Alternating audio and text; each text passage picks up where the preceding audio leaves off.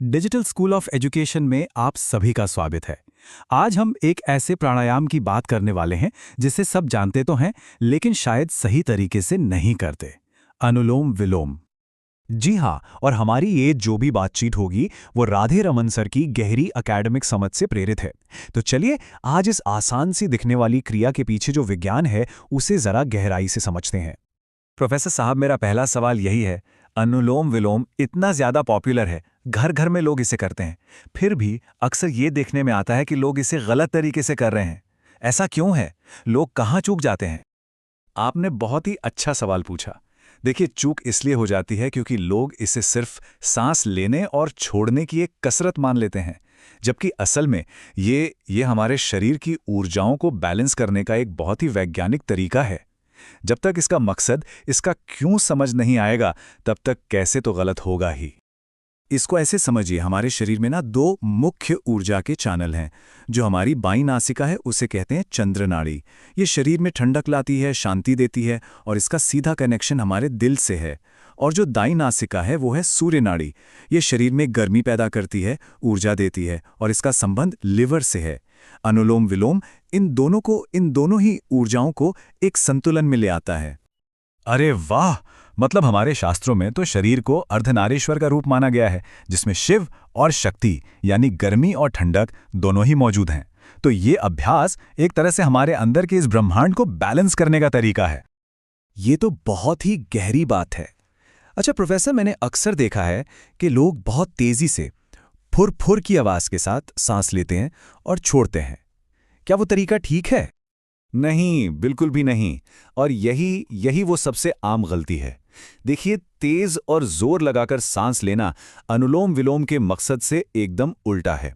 हम इसे कर रहे हैं तनाव कम करने के लिए, मन शांत करने के लिए। लेकिन जब हम जोर से सांस लेते हैं ना, तो तनाव घटता नहीं बल्कि और बढ़ जाता है। इसे एक उदाहरण से समझिए। मान लीजिए एक पतली सी गली है और आप उसमें एक साथ 10 गाड़ियां जबरदस्ती घुसाने की कोशिश कर रहे हैं। क्या होगा? गाड़ियों का बहाव नहीं बनेगा बल्कि जाम लग जाएगा। ठीक यही हमारी सांसों के साथ होता है। जोर की सांसें ऊर्जा का जाम लगा देती हैं, शांति का प्रवाह नहीं बनाती। वाह, ये उदाहरण तो एकदम सटीक है। तो फिर प्रोफेसर, इसका सही और सौम्य तरीका क्या है? कृपया हमें स्टेप बाय स्टेप समझाइए कि इसे असल में करना कैसे है। जरूर। देखिए, सबसे पहले तो आराम से बैठ जाएं और अपनी रीढ़ की हड्डी को सीधा रखें। अब अपने दाहिने नथुने को बहुत प्यार से बंद करें और बाईं नाक से एकदम धीरे धीरे सांस को अंदर भरें।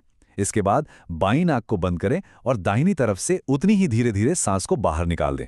अब इसी दाहिनी नाक से वापस सांस अंदर भरें और फिर इसे बंद करके बाईं ओर से सांस को बाहर छोड़ दें। बस ये हो गया एक पूरा चक्र। इसमें हमारा मकसद है एक धीमी और बिल्कुल शांत लय बनाए रखना, जिसमें कोई आवाज ना हो। और ये गति कितनी धीमी होनी चाहिए, इसका एक बहुत ही खूबसूरत पैमाना है। आप कल्पना कीजिए कि आपकी नाक के ठीक नीचे थोड़ा सा सत्तू या आटा रखा हुआ है। आपकी सांस इतनी कोमल, इतनी धीमी हो कि वो आटा अपनी जगह से उड़े नहीं। बस यही इसकी आदर्श गति है। ये तो बहुत बढ़िया बात बताई आपने, पर शुरुआत में इस लय को बनाए रखना थोड़ा मुश्किल हो सकता है। तो इसके लिए एक आसान सा तरीका है। आप मन ही मन में 10 तक गिनते हुए सांस अंदर लीजिए और फिर 10 तक गिनते हुए ही सांस को बाहर छोड़िए। इससे आपकी गति अपने आप धीमी और बराबर बनी रहेगी। ये बहुत काम की सलाह है, लेकिन प्रोफेसर एक और दिक्कत आती है। अभ्यास करते करते मन इधर उधर भागने लगता है। तो अपने ध्यान को और गहरा करने के लिए क्या कोई तरीका है?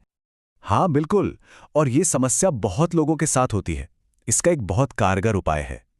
आप अपनी हर सांस को अपने पेट की हलचल से जोड़ दीजिए। मतलब जब आप सांस अंदर लें तो महसूस करें कि आपका पेट धीरे धीरे बाहर की तरफ फूल रहा है, और जब सांस छोड़ें तो पेट को धीरे से अंदर जाने दें। ये जो शारीरिक जुड़ाव है ना, ये मन को भटकने से रोकता है। अच्छा, तो मतलब सार ये है कि सांस धीमी हो, शांत हो और पेट की गति के साथ जुड़ी हो।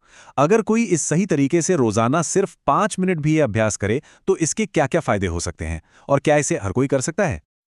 अरे, इसके फायदे तो अनगिनत हैं। सबसे पहला और सबसे बड़ा फायदा है कि ये तनाव और घबराहट को तुरंत कम करता है।